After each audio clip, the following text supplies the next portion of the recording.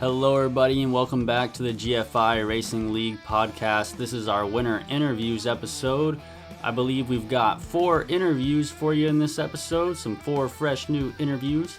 So sit back, relax, maybe get your notepads out, write some of this stuff down because it's pretty useful. And enjoy the episode. We'll get right into it with our Cup race interview. All right, we're now with Anthony Alex, driver the number 54 for Velocity and winner of the Texas race. You started P5, you led 13 laps, some really important laps there. And what can you tell us about your race? What stood out to you today? I probably wasn't the fastest car out there, but I tried my best to conserve what I had. 87 came on real strong at the end. I was going to do everything I possibly could to block them. Did you have any challenges or areas for concern?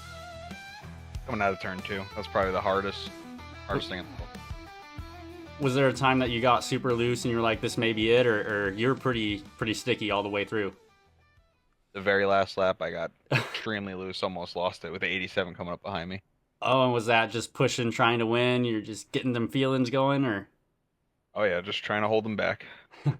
And how did you take care of your tires? Because Texas is a rough track. It's hard to know if you're pushing too hard or not, and if somebody's going to come through late and take that from you. So how did you take care of those tires, and were you concerned if you were pushing too hard at any point?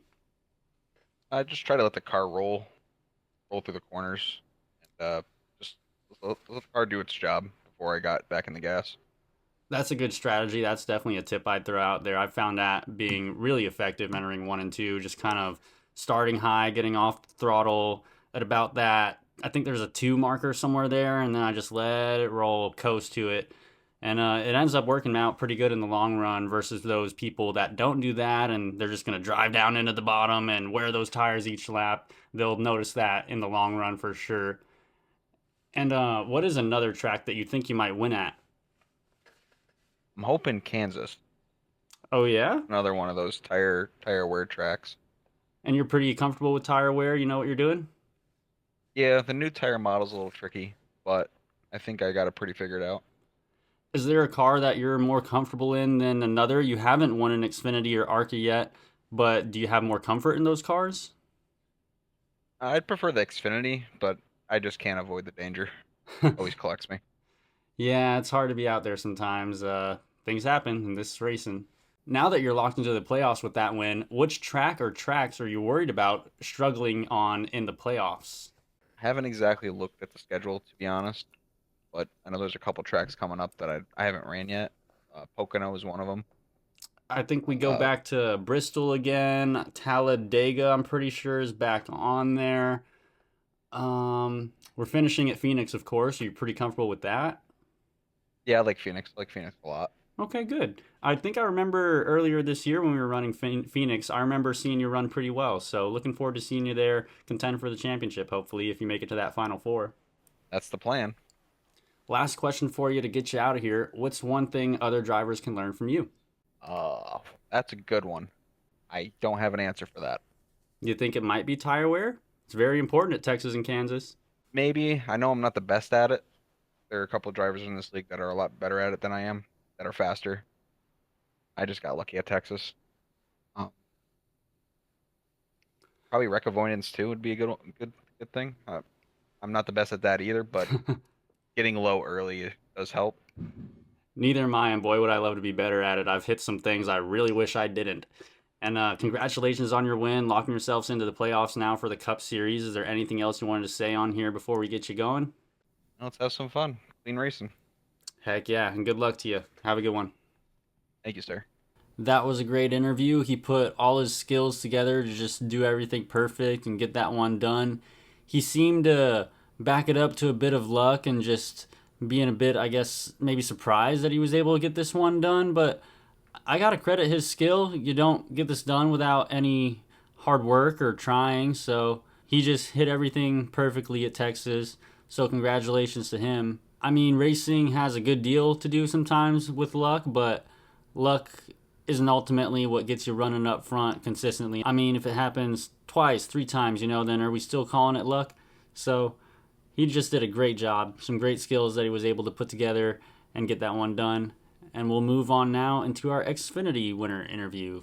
All right, we're now with Joey Jatina, drives the number 11 and the winner of our Xfinity race at Dover, which was an 80 lap race with 6 cautions and 10 lead changes. You were the most important lead change coming to the end and being able to win the thing. Tell us a little bit about your day. Did you have any challenges or what did you struggle with? Tons of challenges. I didn't lead till right there at the end, but actually got wrecked. Not too, well, I guess toward the end of the race, I got ran over and luckily didn't hit anything and had to battle back from that. And just, I guess, the time that we took the tires, I was able to race back up through the field, and I didn't think we'd have a chance to win, but surprised us, the long run. And, I was just practicing as far as getting off the corner. Was watching the leader just continue to push out of the corner, and I just waited a little bit longer and let him go out there and set the pace. And when it came down to it, we just had a little bit better tire and were able to make the pass and keep from making any mistakes. So that actually leads me into my next question, which was about how you were actually able to work through this field. Do you think it was more raw speed or tire care? Now, I think it was all tire management, and it's something I work really hard at, with the group we race with. I'm generally a 20th, 15th to 20th place driver, and I mean, I've been doing this a long time, and I'm still not very good at it. But yeah, I was just, I don't know, Dover, everything worked. I had a friend of mine who wasn't in the race spotted for me. I've never done that in the game, so it was really cool. He's actually a former truck spotter, so he apologized for talking too much, but it was what I needed because normally, Apparently. I choke, most cases, but he helped me get there. So big thanks to Joe Hudson. Well, maybe that's what you need to keep doing because that seems to be the strategy that worked out. I mean, you won the thing, and that's pretty cool that you had a real spotter to help you through Yeah, I didn't ask him to do it. He just kind of showed up halfway through the race, and I think he got a little excited. And it. like I said, it was perfect for me. But he just kept reminding me what I needed to do. And yeah, so I mean, Dover's not like, I wouldn't say one of my better tracks, but super cool to come in, and very fortunate the guys let me join the league. I got a couple of buddies in here, Shannon Wood and John Fowler, who brought me over, and we've been racing together for so many years. So get a chance. I was running with another group on Tuesday, but this I'd rather run with these guys and my buddies. And like I said, they let me in. They weren't accepting drivers, and man, I didn't think I had a chance to win. But hey, it was a good night for us. Yeah, apparently. Do you think you would win this soon, or was this just a shock? Well, in the league that I own, I think I win maybe one race every.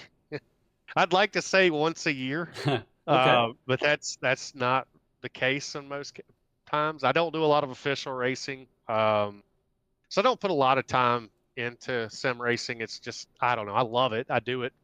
I say I don't put a lot of time. I don't put a lot of practice time in. I show up and race, and I have fun doing it. I turn on the music and just sit back and relax and have a good time. And still, after, I don't know, I've been doing this 18, 20 years. Oh, I wow. feel like every time I do it, I feel like I'm still learning how to sim race. These guys are just amazing what they do with a sim car. So no, as far as coming out and winning early, I didn't expect it, but my spotter Joe Hudson felt like we were going to be in good contention, and I think it was the 16 maybe that we were both on the same lap tires, and everybody else kind of had older tires. So that was a big difference right there, was the strategies and how everything fell. Yeah, and Kyle Purcell was driving that number 16. I've got the number now. But was there any challenge passing up Kyle in this race? He's usually got a lot of pace. Yeah, well, Joe's like, it'll be between you guys, and like I say, I'm not one to win a bunch of races, so I was like, he's probably got me, and like I said, just patient. I mean, he was gone, but I just literally just we got such a long run there at the end. It just fell right into my hands as far as just saving my tires. I just kept it on the bottom and just kept coming off nice and low on entry and just saving my stuff. So I think he got the wall a couple of times, which really helped me. Had he not done that, would I have passed him? I don't know, but it was Well, all you good at did. the end of the day. Yeah, it was. And I've got two questions for you to start closing this out. And the first one is we're going into the Talladega race. What's your strategy playing this race out?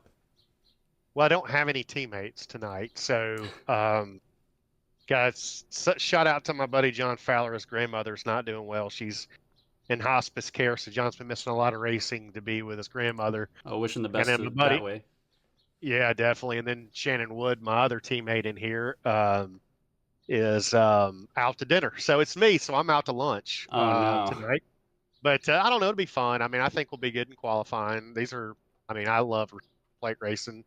I've actually got some real life experience at Talladega. I've run a couple ARCA races there, and used to be an instructor for Dale Jarrett at the racetrack. It was in my backyard not Oh long wow. ago. But so I mean, that's home. That's the home track. Got thousands of laps there. That doesn't mean it's going to roll over to a sim car, but Yeah.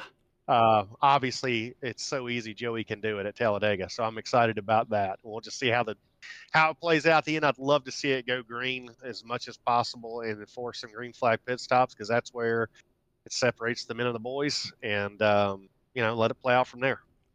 Well, if I get around you, I'll do my best to be a help and not a detriment for your race. And last question for you to get you out of here. What's one thing other drivers can learn from you?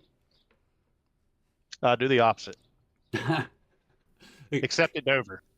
Could you Except at Dover. expand on do the opposite?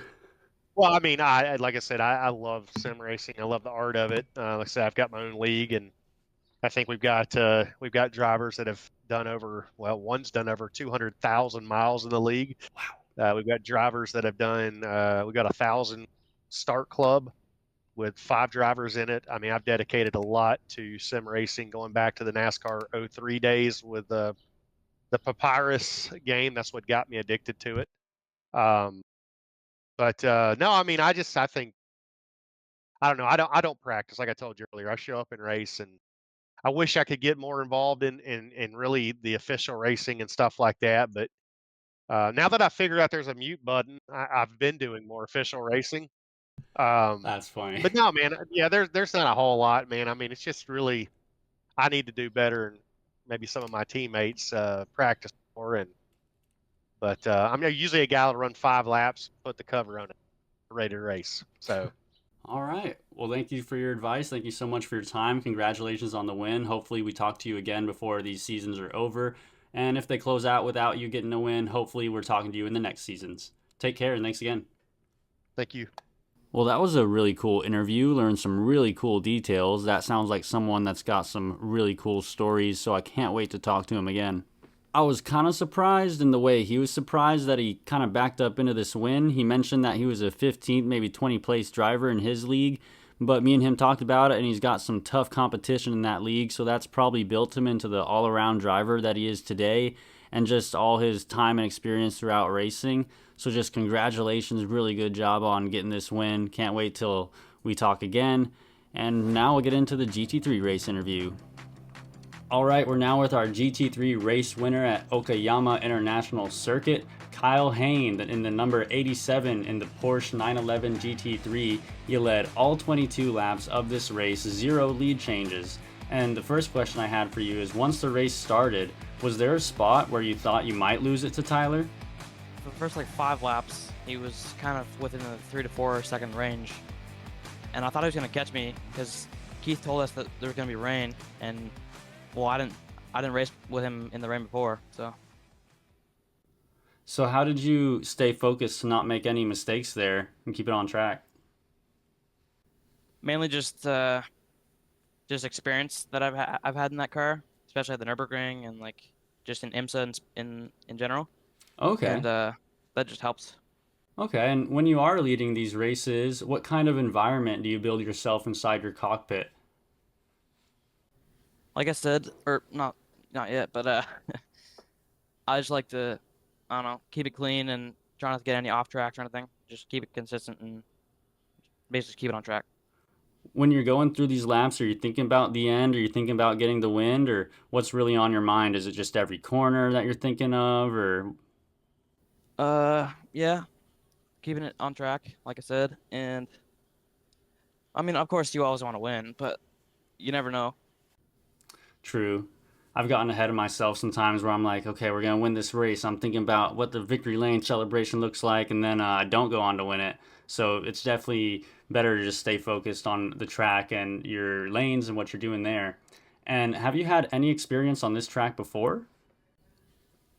When I was first starting in iRacing around September, I drove the Ferrari GT3 around here, do some do some races. Were you able to win in it or no? I got one win. Okay. So you know what it feels like to win here, and you pretty much know how to get it done. The last time I drove here was December before last night, so yeah, it was I just had to get the flow of it again. Fair enough. And I seem to think a racetrack can always stay in your mind. For me, it's Monza. No matter how much time I spend away from it, I can go back there. I know where I'm turning, what gear I'm supposed to be in. It's a little bit of relearning some of that throttle sometimes, but it's pretty easy to fold back into tracks you spent good time on. What's another track that you expect a similar result? I don't know the next couple races, but I'm pretty sure we're supposed to do Zolder next week, but I guess not many people have that, so we're gonna change that. Oh, And okay. but yeah, I'm expecting to probably win maybe another time, hopefully. But Tyler is fast. Is there a track that you're not looking forward to? Say they're choosing this one, you're like, oh no, I don't want to go there. Phillip Island is the only track I remember off the upcoming races, and I don't have that track, and I've never driven it, so that's gonna be a new track to learn. Okay, fair enough. And what's one thing other drivers could learn from you? Just keep it consistent, because when we were going into the rain, that's the main thing that was in my mind, because I didn't want to go off track and like I don't know lose like 5 seconds.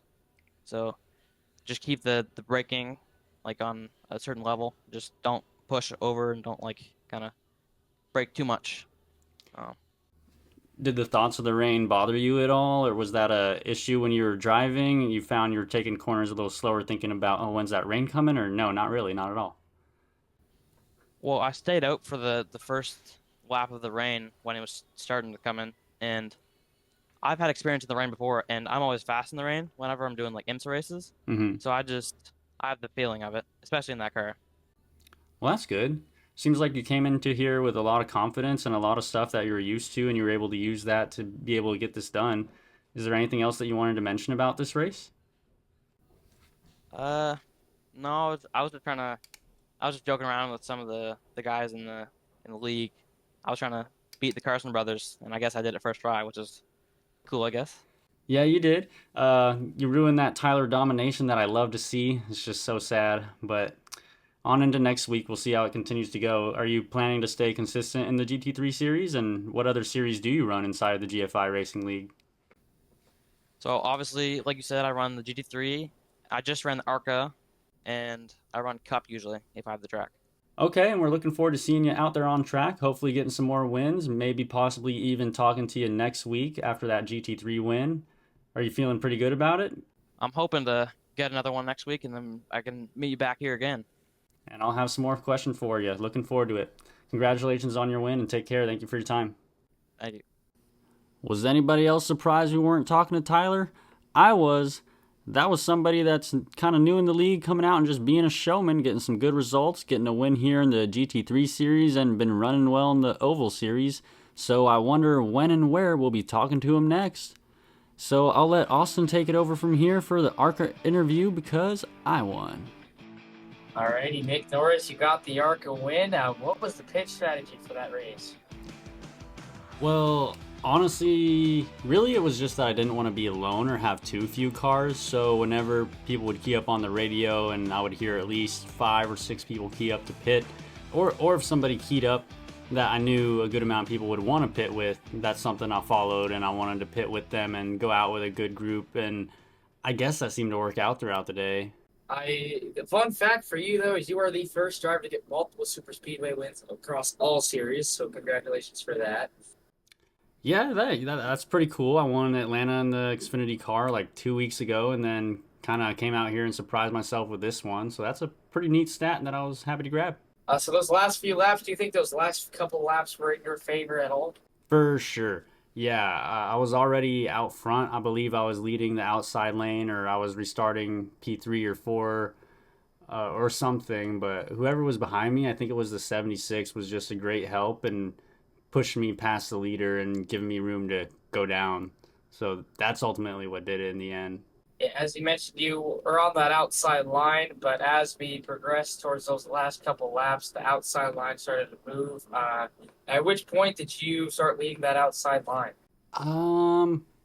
So I believe it was after the last pit, whatever it was, whenever that was, whenever we all did our last pit stop, Cliff came out and led a couple laps, and I was behind him, pushing him, and then I was able to make a move where I got down and I was able to start leading the race. And I think that's pretty much what took me into being able to lead it coming to the end there as well. I know that green-white checkered kind of worked, kind of didn't. But we had that one green-white checkered. You started on the outside, and Yeah. anything went. So when that caution came out, how was the emotions in the car? Very, very excited. If you talk to my teammates, they might even say their ears hurt. I was pretty loud, pretty excited that we were able to get that done. Congratulations on the win. That is a spectacular win for Taggy Racing. Congratulations to you guys. Yeah, glad to bring one with the team. You were not like Ajax, where we're out here getting win, but it's good to get one when we can. We've had some situations where we coulda, shoulda, maybe, but ultimately just didn't fall that way. So I'm hoping before these seasons close out that we're able to get a couple more for our team and hopefully win a championship somewhere would be really great. And if one of our drivers could win a championship, that'd be really amazing too. All right. Well, thank you for your time, sir. Of course. Thank you for interviewing me. Would have been really boring doing this to myself. No problem, man. Take care. Yeah, me too. Well, that'll bring us to the end of our episode. I hope y'all enjoyed this one and tune in next week. Make sure you're here on Sunday for the podcast episode for the week, and then tune in on Monday at 8:30 p.m. Eastern for our cup race, and then back again Wednesday for these driver interviews. Thank y'all for tuning in. Hope y'all enjoyed. Take care. See you next week.